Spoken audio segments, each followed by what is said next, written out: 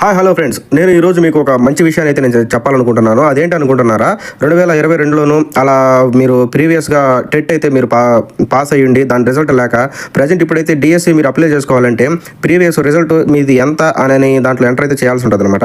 So ఆ hall ticket number అవి గుర్తు లేకపోయినా, రిజల్ట్ మీకు ఎగ్జాక్ట్గా తెలియకపోయినా ఒక్కసారి మన వీడియోని అయితే మీరు ఖచ్చితంగా చూడాలని అయితే నేను అనుకుంటున్నాను. ఇది గవర్నమెంట్ ఒక అఫిషియల్ వెబ్సైట్ అనమాట. సో ఇందులోకి మీరైతే ఎంటర్ అయిన తర్వాత సో ఎలా అయితే నేను చూపించే విధంగా ఓపెన్ అయితే అవుతుంది.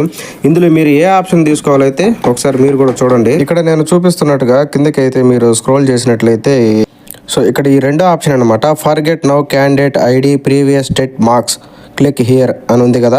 సో ఈ గ్రీన్ కలర్లో ఇక్కడైతే మీరు క్లిక్ చేశారంటే సో ఇలా ఒకటి మీరు ఎంటర్ చేయాల్సిన నెంబరు ఒక బాక్స్ అయితే ఓపెన్ అవుతుంది అనమాట.